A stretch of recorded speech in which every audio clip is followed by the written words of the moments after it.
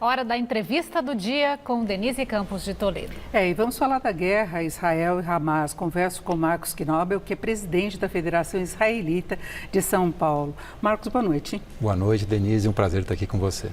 Bom, e vamos falar da guerra que tem avançado, não é? Israel no contra-ataque, depois daquele ataque que ele sofreu em 7 de outubro, ataque contra Gaza, uma ofensiva maior por terra também. E aí a gente tem as reações críticas no mundo, não é? Por mais que tenha sido muito sério o ataque sofrido por Israel, esse contra-ataque está gerando imagens que o mundo observa, países cobram cessar-fogo. Como é que você vê a situação hoje de Israel nesse contexto, não é? Porque ele também teve um contra-ataque agora contra o Hezbollah, né, porque na outra fronteira com o Egito. Então, há uma preocupação de ações contrárias a Israel, que vinha avançando em acordos diplomáticos, não é? Então, como é que você vê a perspectiva de Israel a partir desse momento? Veja, nós estamos completando um mês, praticamente, já passamos de um mês dessa guerra. E o grande problema, eu acho que quem está por trás de tudo isso é o Irã.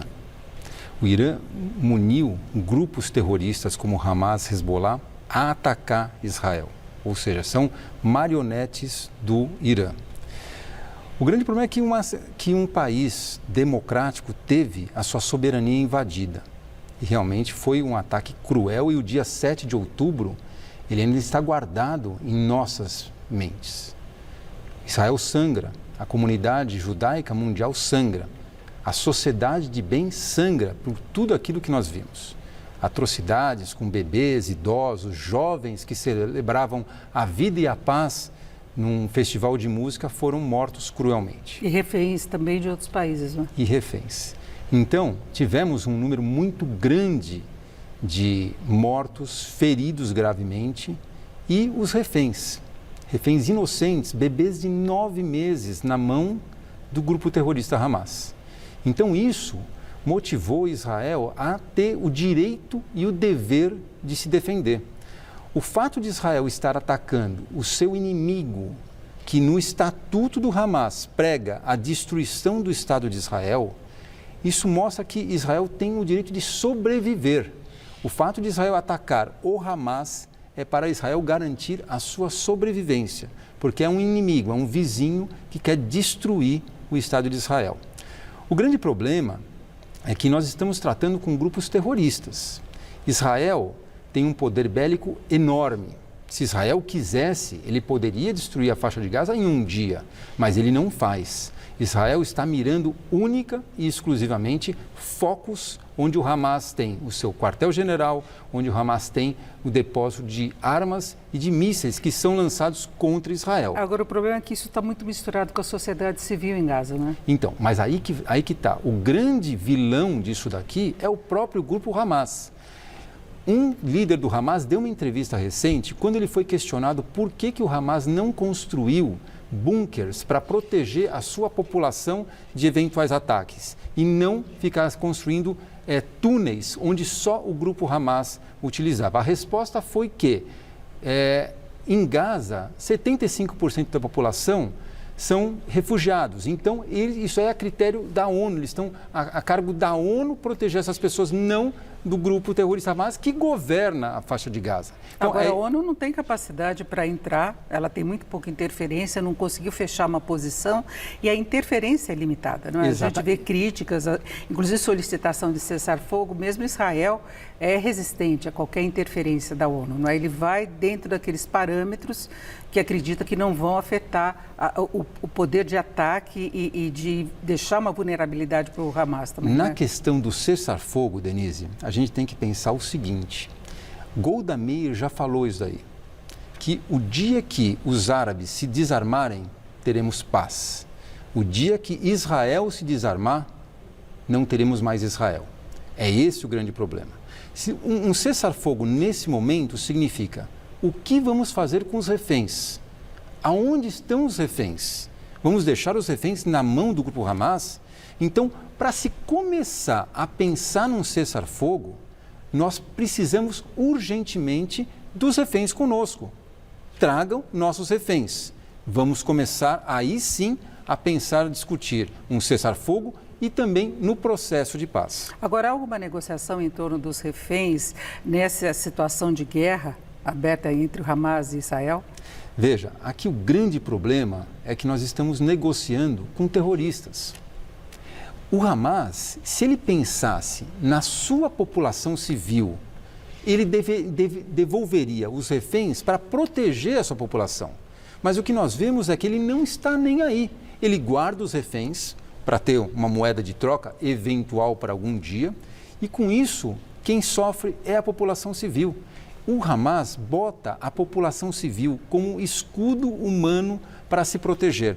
Talvez por isso que nós temos as baixas, as vidas que estão perdidas em Gaza. E veja, nós sentimos muito todas as vidas, tanto do lado israelense como do lado palestino. Mas tem que ser levado em conta isso, a crueldade do Hamas contra a sua própria população, que coloca como escudo humano.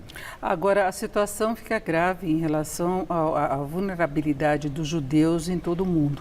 As ações, o antissemitismo tem aumentado, já tinha aumentado, aliás, os Estados Unidos teve um aumento de 36% dos casos denunciados no ano passado. Portanto, antes da guerra. E agora a gente tem visto manifestações pela Europa, manifestações públicas e aumento desses casos. Isso não torna mais vulnerável a população em todo o mundo? Com certeza. Veja, um dos efeitos colaterais dessa guerra é o recrudescimento do antissemitismo. Muito se fala sobre antissemitismo e antisionismo. Para quem tinha dúvida que antisionismo é antissemitismo, essa dúvida acabou. Desde o início da guerra, nós tivemos um aumento de mais de 1.200% de casos de antissemitismo na Europa, onde nós temos uma população islâmica e islâmica radical muito grande.